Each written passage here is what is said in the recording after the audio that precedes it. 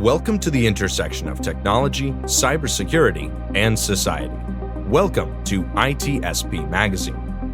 You're listening to a new episode of Stories from Space podcast, where your host, Matthew Williams, examines the history of human spaceflight, the breakthroughs that revolutionized our understanding of the universe and our place in it, and the brave individuals who work tirelessly to advance the frontiers of our understanding. Knowledge is power, now more than ever.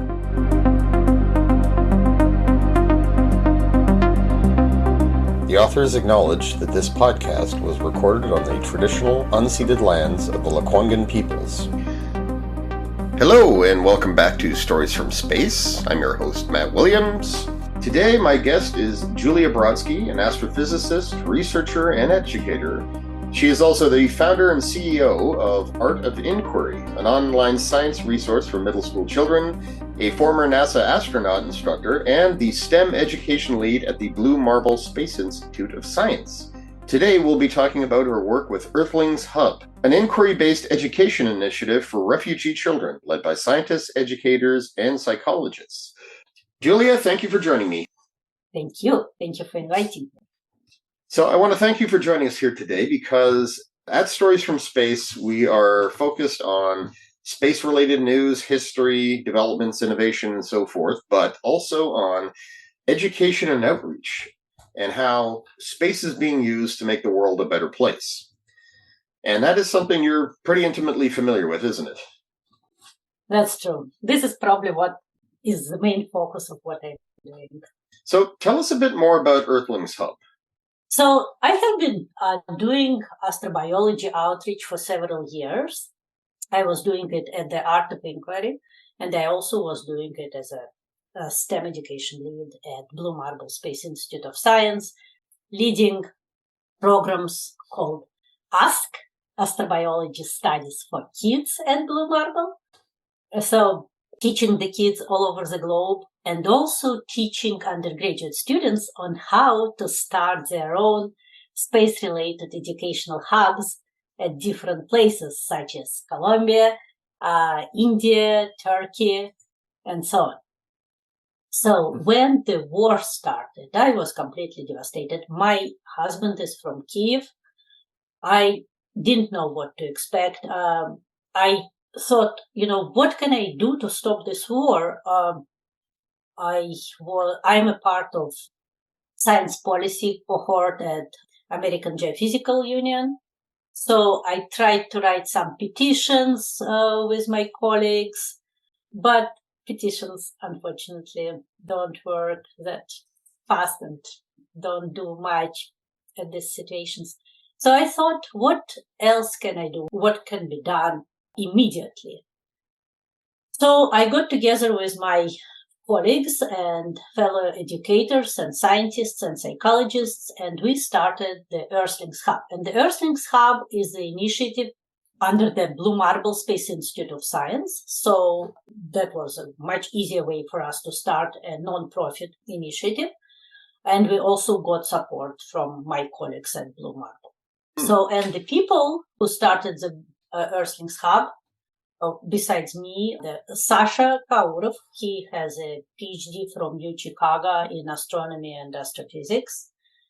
And he works at Harvard right now doing the science sociology and running a mentorship program for students who come to the US from other countries.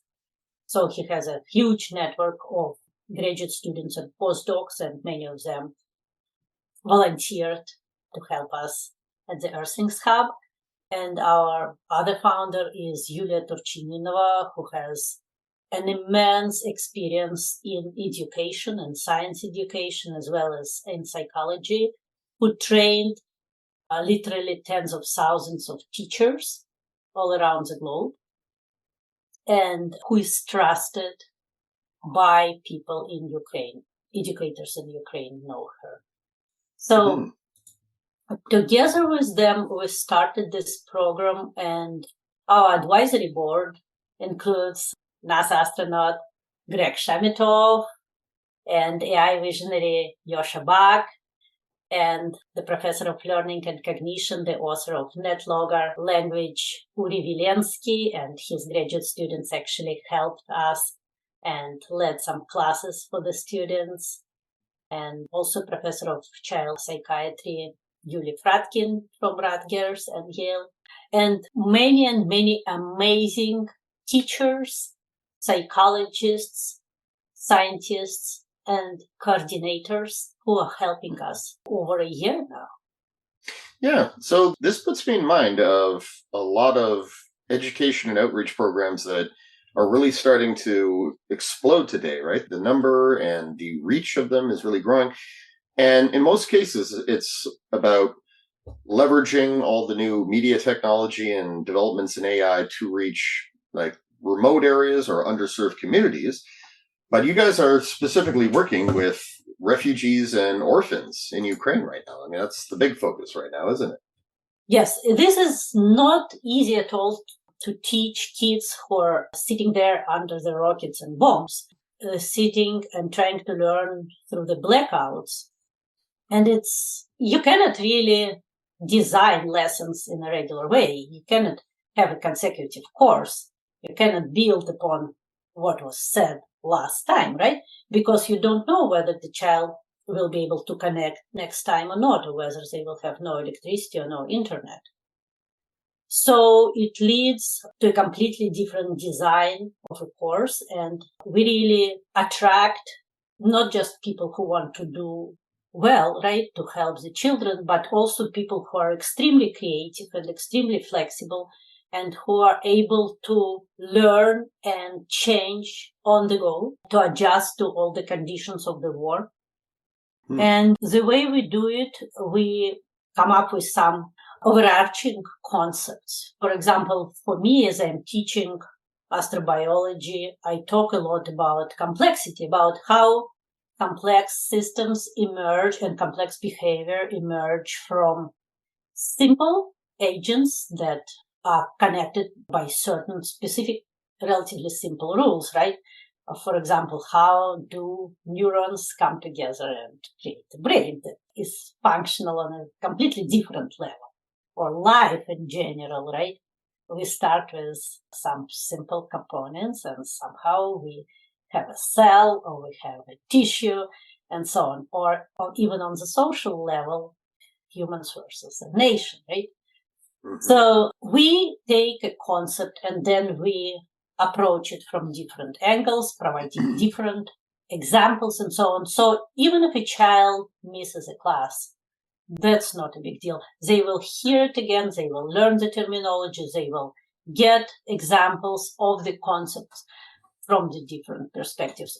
This is just one of the examples on how we're trying to adjust for the realities of teaching children during the war. And if there were sort of a message here, it'd be that their lives have been turned upside down and there's war all around them, but they have a right to keep learning, and we don't want this to be like a massive interrupt, right? The war years. It's not just the interruption. You need to give these children some hope, some vision of the future, right? Mm-hmm. And you need to give them, to help them to see the bigger picture, to feel a part of the human civilization. And when they're connecting, from a dark and wet and cold bomb shelter, this is quite a non-trivial thing to do. These children, they left behind their friends, they left behind their teachers, they're in a new situation, they don't know what's going to happen with them tomorrow, but they come to this class, they see a caring and knowledgeable adult, they meet their peers who are interested in the same subject as they are, so they can share their ideas, they feel welcomed, they feel understood and supported. They feel a part of a bigger scientific community. And we discuss, I tell the kids, we're not here to discuss the answers, we're here to discuss the questions. So astrobiology, for example, is such a rich source of questions that no one on this planet knows the answers to. right? So we think together, we try to brainstorm together, we try to see how we can approach this or that question. And we role model thinking, we role model making mistakes. And this is what they will need to survive and thrive and continue their education. Yeah, I totally understand. It is amazing, isn't it? How just looking up at the night sky and then studying how fascinating the universe is. It inspires people, it gives them hope. Yeah, I just wanted to tell you this completely inspiring and heartbreaking at the same time story.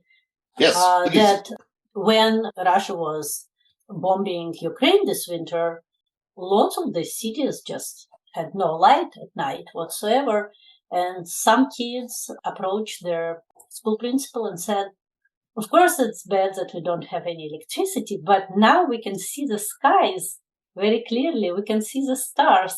If only we had a telescope, we could actually learn now more about the starry skies. And the principal reached out to us, and we're now working with Mike Simons and the Astronomers Without Borders, trying to obtain telescopes for these kids. Beautiful, yes. That story, in fact, I was hoping you'd share it because I got a little preview for my viewers there, full disclosure. But yeah, the idea that the students would sort of find that silver lining. We're without lights, but that means we're without light pollution. So let's stargaze. And wow. Yes, I'm so very impressed with their ability to do that. So what kind of questions, when you're talking to students, right, and you're encouraging to ask the big questions, what typically will they ask you? Well, what is life and how the life started, obviously, is one of the biggest questions, right? Or the development of the universe. Is the universe infinite or not? Is a common question. I love to tell people about our discussions about the movement in the universe, right? When I ask the kids whether the Earth goes around the sun, everyone knows that, right? They all say yes, but then I ask, what about the sun? Does it stay still or does it move anywhere? And then the kids just look at me and they say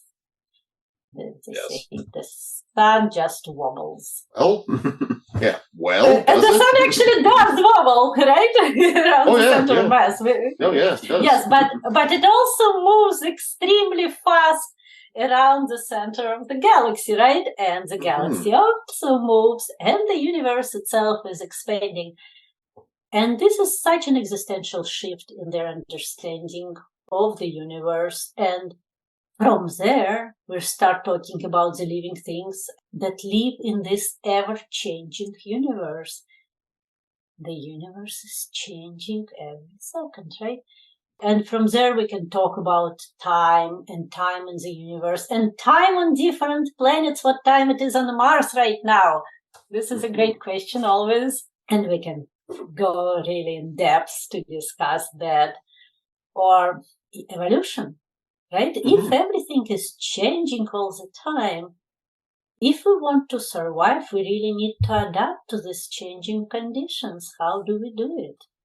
So we can start really small and then very quickly just bursts, explodes in different directions. And then you can help the children to follow any path they choose.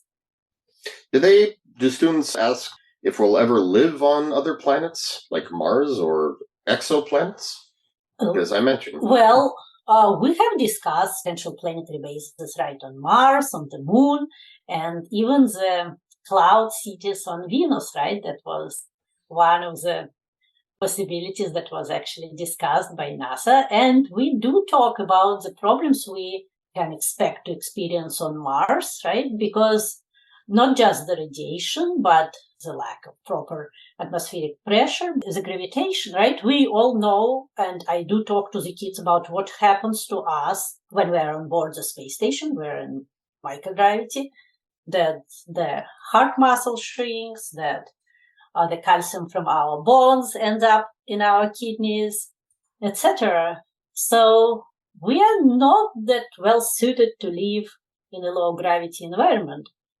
And this may be one of the biggest issues for the programs of human exploration of Mars. Venus, on the other hand, is a much better option if it would not be such a hellish place to live. But then we can think of what we can do about it. Oh, I agree.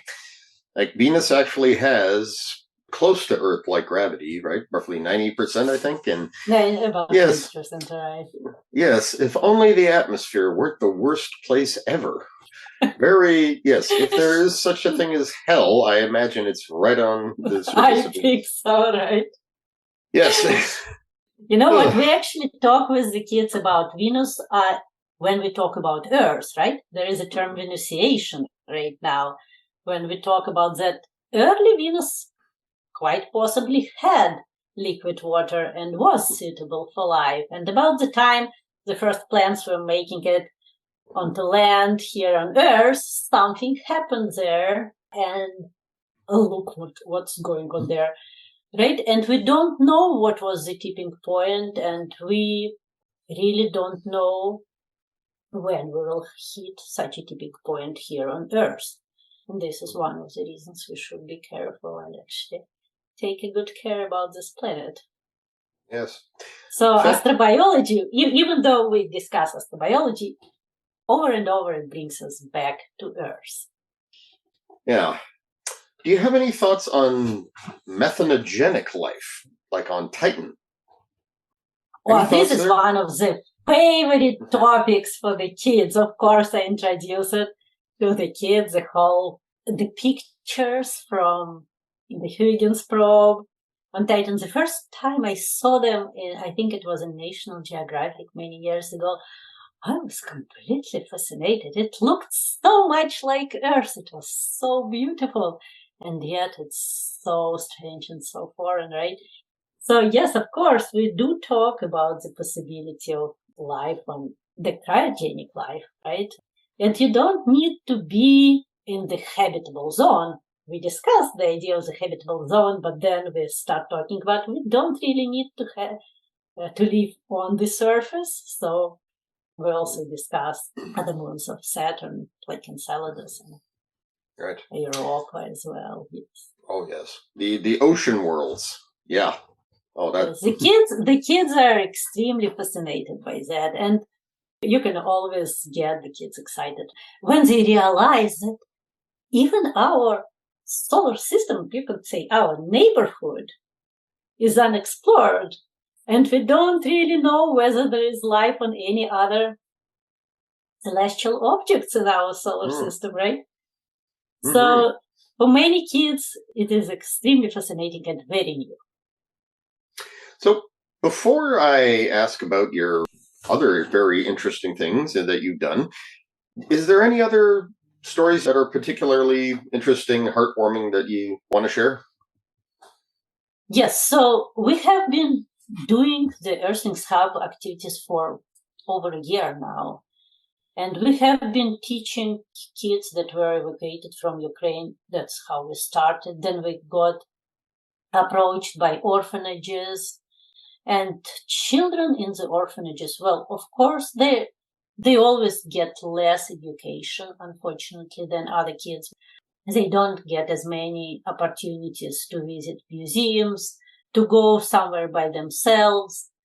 So when we come and talk to them about this amazing universe, it's like vitamins for them. You can see that they need it, right? So they just suck it in. And of course, it also takes their mind off what's happening right now. It allows them to dream. It allows them to think about what they can do when they grow up. They see that what they consider their limitations are not actually limitations. We talk about different opportunities, different careers as well. So they ask us all types of questions. What can I do if I like this, if I like that? And we help them to find their path and help them to find a mentor in the things that interest them. And then we got approached by the refugee shelters in Ukraine. And these kids, they continue coming to us for a year now. They connect from bomb shelters. They connect from dark bathrooms because their parents think that this is the safest place in the house.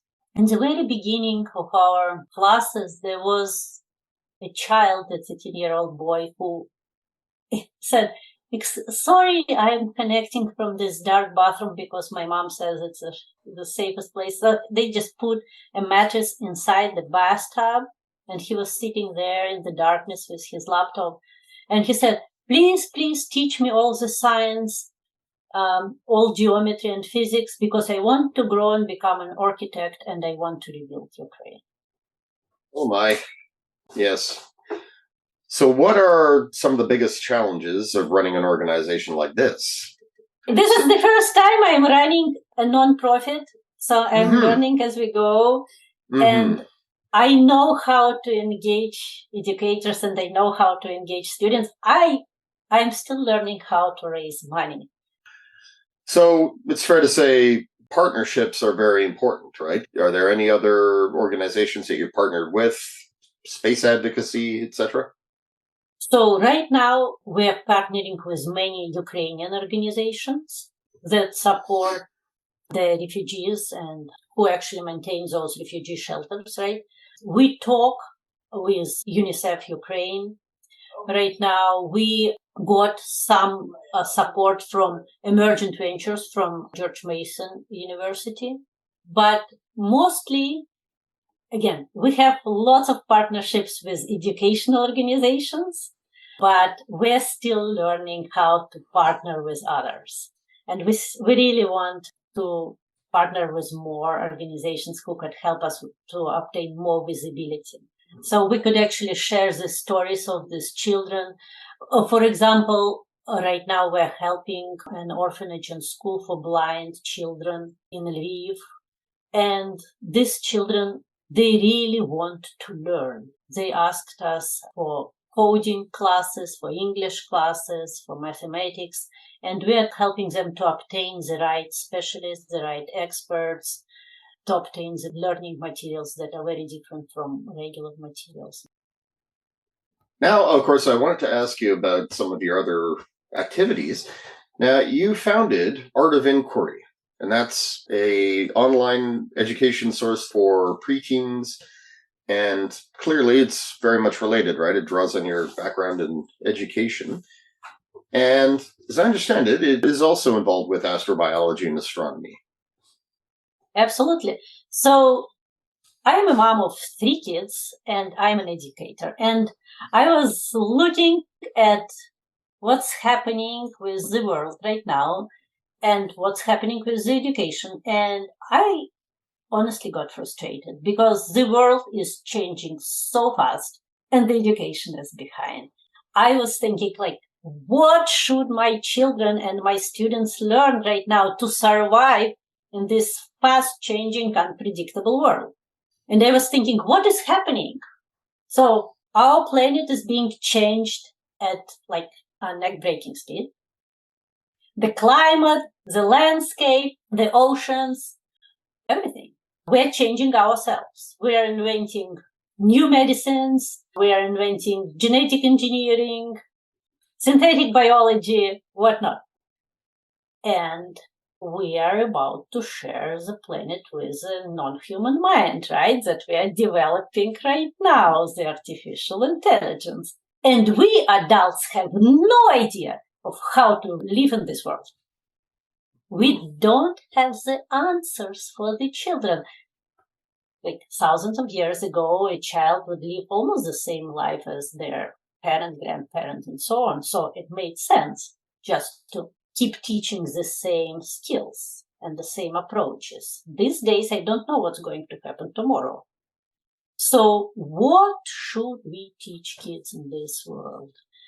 And the reason I turned to astrobiology is because, first of all, astrobiology is dealing with the new world, right? That's the focus of astrobiology. Life in the new, uncharted, unexplored worlds. Astrobiology brings together all the sciences. It brings together astronomy, biology. I talk to the kids about how the chemicals were made inside the stars, helping them to connect everything and to build this interconnected big picture in their mind. And from there, so the first year of the Art of Inquiry is called Life and Universe. And we talk about the theories of the origin of life and how the life struggled on this planet, all the mass extinctions, all the challenges and obstacles the life had to overcome, the ways we are exploring, searching for life on other planets, the ways we are bringing life into space and so on. So, but then my second year is Mind and Universe.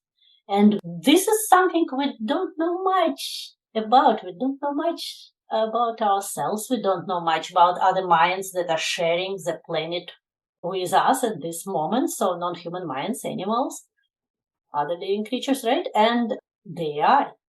So we spent the second year talking about first, what we call it, other minds. How do other living things see this planet? And we talk about the limitations of a human perception. We cannot see as well as a hawk. We cannot, smell something as well as a dog. We cannot hear like a dolphin. We cannot communicate like a dolphin. Well, unless we're using scientific instruments and so on. So we're talking about us seeing a very thin sliver of the universe. And this actually brings the idea of science, right and square into the picture, right? Because this is the way we can actually learn more about the universe.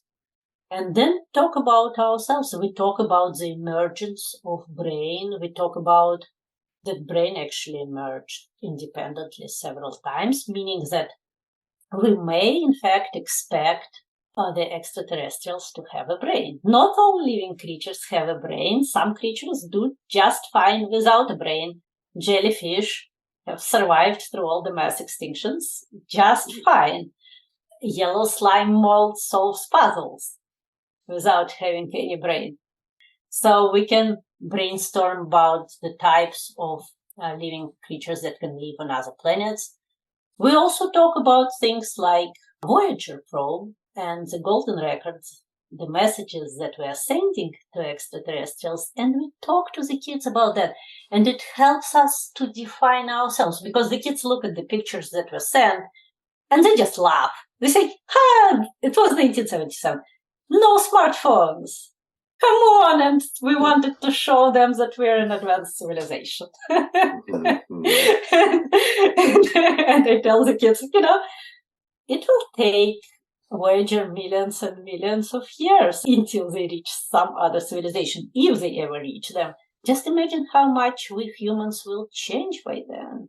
Our values will change, the way we look like may change, we can change genetically, we can modify ourselves genetically, we can merge with AI. We cannot even imagine what's going to happen. How do we define ourselves? How do we define what a human is? So this is the type of questions we actually discuss with 10 to 14-year-olds. I gotta say, you're lighting a fire in my brain right now. In fact, a lot of what you just said, it's ticking off my favorite subjects. But yes, these are such fun questions, aren't they? Right? Contemplating the future. What could intelligence be like out there? What do we even know about intelligence down here? It comes in so many forms. Oh, such good questions. Almost ashamed because I want to switch gears here for a second. So you were also a NASA instructor at one time. What can you tell me about that? Well, that was my first job right out of college. I knew nothing, and that was absolutely a blessing. Because they were just starting to build the International Space Station, and no one knew much about it. So my manager, who was the lead of the training department at Johnson Space Center at that time, he hired lots and lots of young people right out of college. And he knew that we still remember how to learn. We can prepare for an exam in 2 days, right?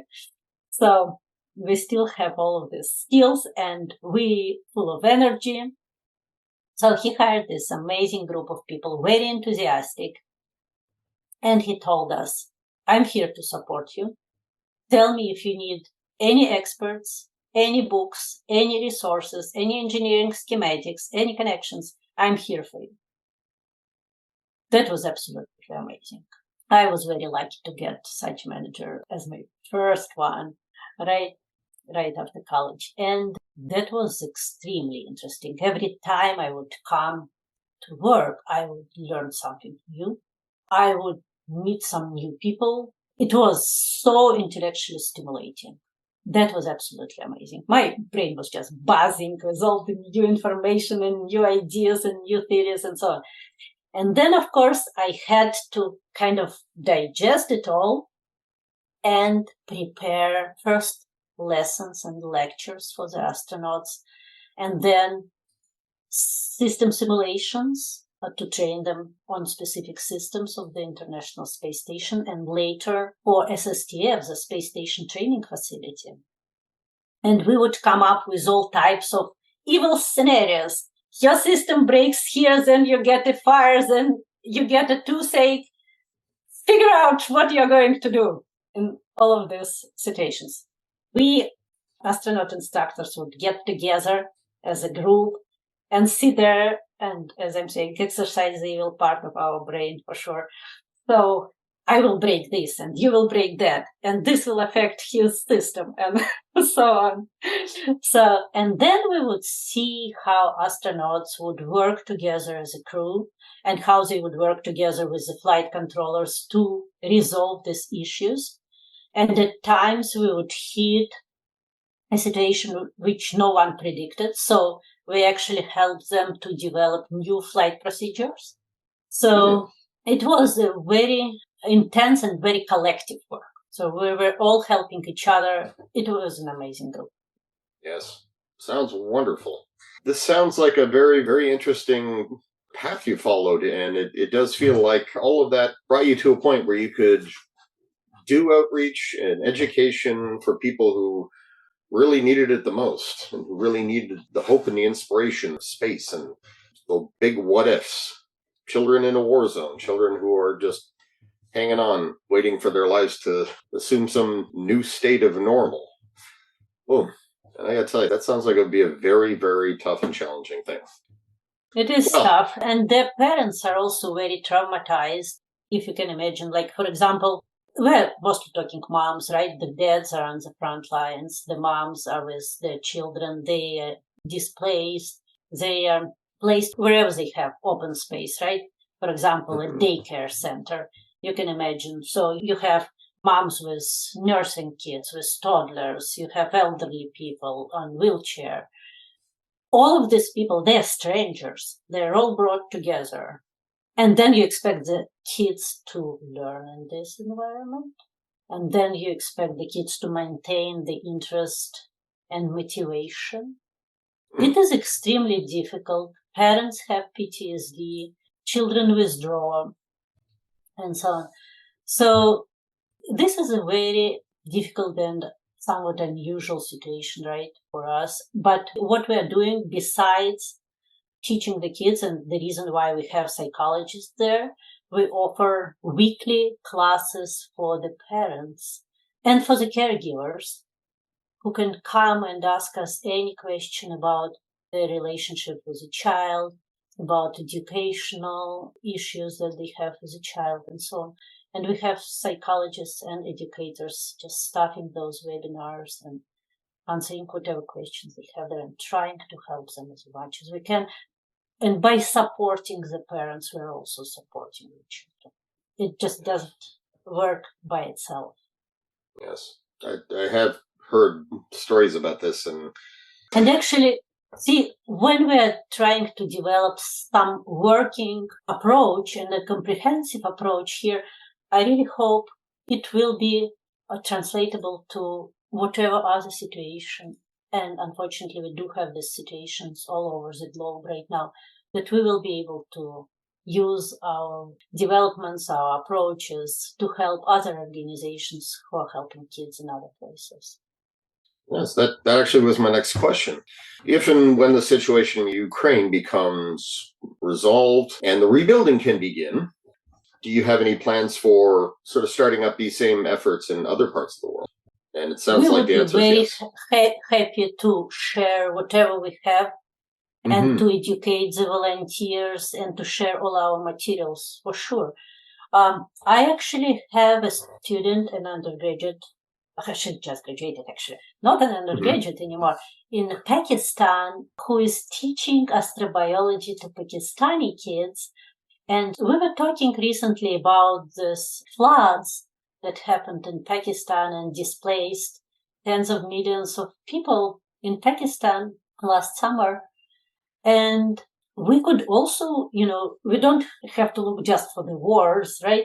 There are so many people who are refugees because of just natural disasters that are happening on our planet. And we're talking floods and earthquakes and whatnot, right? And the planet, as we said, the planet is changing very fast. And then unfortunately, we may expect hurricanes and all of that to happen more often. Yeah. In fact, yes, climate refugees is a term that's predicted. At some point, we're going to be talking about displacement from natural disasters related to climate change more than war.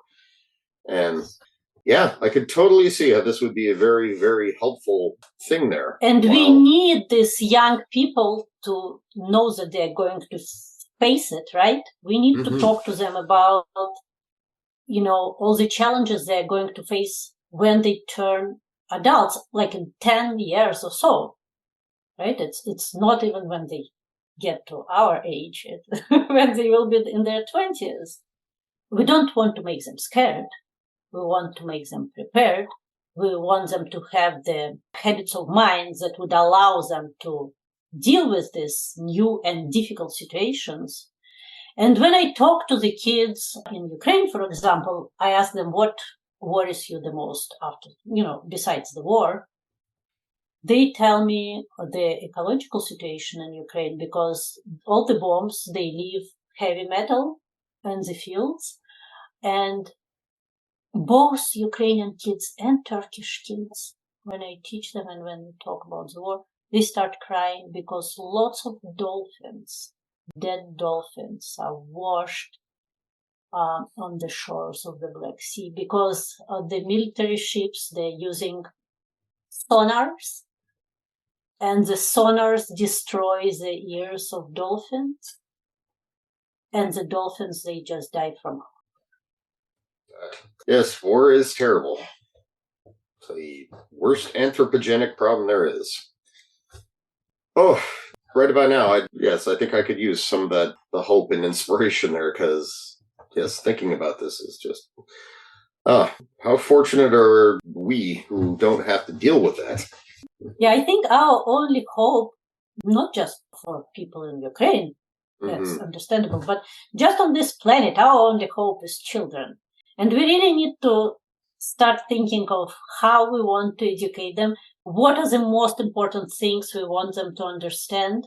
What are the most important skills we want them to have? Not just in terms of employability, because I know lots of people are really focused on employability and success, but we cannot do it anymore. We cannot continue with that anymore. We actually need to start teaching the kids to focus on the health of the planet, on the health of civilizations, and our survival as a civilization. We are there already. And it doesn't mean that everything will go bad. I'm not saying that. I'm saying that if we don't do that, then we are in trouble. We are becoming very powerful, very fast. We are moving more sand across the planet, for example, than any natural cataclysms taken together. We have all this power. Now we need to get some wisdom. Very good point. In fact, I feel like I've heard that quote somewhere. Our weapons outgrow our wisdom. I think Einstein said something like that. Because if you just coined that, we need to get it down. Yes. I mean, it happens. People say brilliant things all the time without really planning it, and it's like, okay, get it down, get it down. In fact, Dr. Cyan Proctor, I quote her on this all the time. What she said was, solving for space solves for Earth. So all these initiatives, all this talk about, our future in space, which is going to be happening, really. It's not a question of if, it's going to be happening.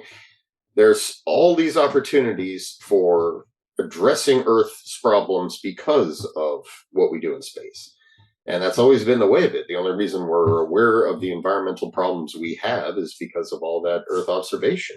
I haven't heard it, but this is a perfect quote. And oh, yeah. The kids ask me, some kids ask me, why do we focus on space instead of focusing on Earth?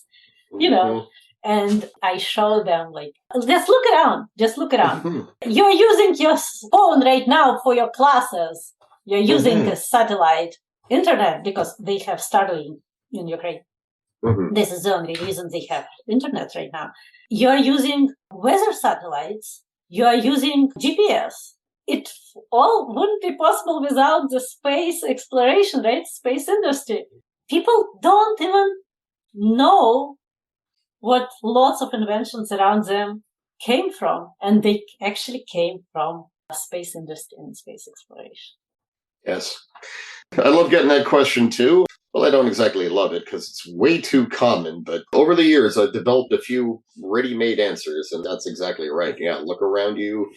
Look at all the ways your life has been improved by research so far. Now, why do you think that about space? Why that? Why not military spending, right? How much do we spend every single year on making things that kill people? And how's that helped us? Or how much money do we spend, like we're in the middle of a climate crisis? Why are we still giving trillions of dollars to global petrochemical industries and to make sure that they can still make money? Why are we doing that? So you get that question too, right? Absolutely. Yeah. Oh, yes. And I think it more comes from parents than from children, actually. It is good to address that because people really do need to know that space advocacy is probably one of the best, most beneficial things around, and it's got a really good cost-benefit ratio, better than most things. I also remind them that Earth is actually a planet, and if we learn more about the planets, we actually learn more about our own planet too, and that can help us a lot, right? Yeah, I mean, good point. Earth is in space. Earth is in space. It's not like... You cannot just take it out, right? Yes. It's not like this is here and all that's there and we don't need to worry about that. It's like we're in it. We're moving through it. We're on a spaceship, for crying out loud. Yeah, I know. This dichotomy, lots of people still have this dichotomy, like Earth is by itself, space is by itself. It's one thing. And this is one of the things I'm actually trying to show the kids. How much we actually are affected by space and how do celestial objects actually interact. They don't know. They kind of see each planet or each moon as a thing in its own, right? And when I talk to them about the volcanoes of Io actually sending up all this dust and smoke, being captured by the magnetic field of Jupiter, creating auroras on Jupiter, and creating massive heat waves in the atmosphere of Jupiter. The volcanoes on one celestial object creating the change of temperature on another celestial object. This is such an open-minding experience for the kids. And then I tell them, well, let's look at our own planet right now. We're actually really affected by the sun, and we're really actually affected by the moon. We really need to study that. If you care about your own planet, you need to know what's going in space. Oh, yeah. Those are good. Do you mind if I borrow some of those too? Because, you're very welcome. Yeah, interacting with the sun and the moon. Holy, yes. The tides? Where do you think that comes from? Yeah. Oh, yeah. And that whole thing, the Kármán line, that's just totally arbitrary, frankly, right? It's like the going from our atmosphere to space is actually a really, really big, huge, fuzzy line. There's no thin line that, boom, you're there, right? Yeah, I also talk with the kids about the space debris. I tell them when we talk about why it's important to be responsible about what you're doing in space. Most of the people don't know that much about the Kessler syndrome, about the chain reaction that happens in space if a rocket or a satellite is hit by another one. They don't know what happens if you explode a satellite, as some countries do in space. And I explain to them why space wars on a low orbit means that we are going to trap ourselves on this planet forever. Thank you for saying that. At some point, I want to do an episode on the Kessler syndrome, space debris, and why that's such a big deal. We really need to educate people on that, Yeah. I think at this point there, I'm going to have you back for another episode because I feel like we could keep talking, but unfortunately, we're out of time. Well, thank you so much for coming on, and I wish you the best of luck with your efforts. I can't think of something that is more worthwhile and worthy and beneficial, especially to people who need it the most. People who are caught in war zones and who are refugees for one reason or another. And I do hope that similar initiatives, I'd like to see millions of projects like this going on in the future. There are millions of children who are affected, so definitely the more the better. Well, thank you. No, thank you so much.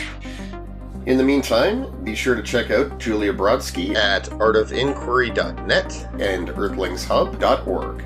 And while you're checking out their website, consider making a donation to help fund their efforts.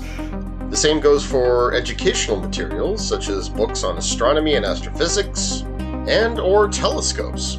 If you have any of these lying around, don't hesitate to donate them. You'll be giving the gift of inspiration and hope where it's needed the most.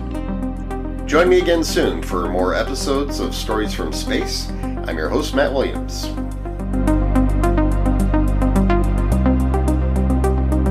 We hope you enjoyed this episode of Stories from Space podcast with Matthew Williams.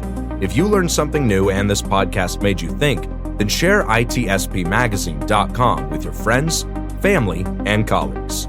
If you represent a company and wish to associate your brand with our conversations, sponsor one or more of our podcast channels.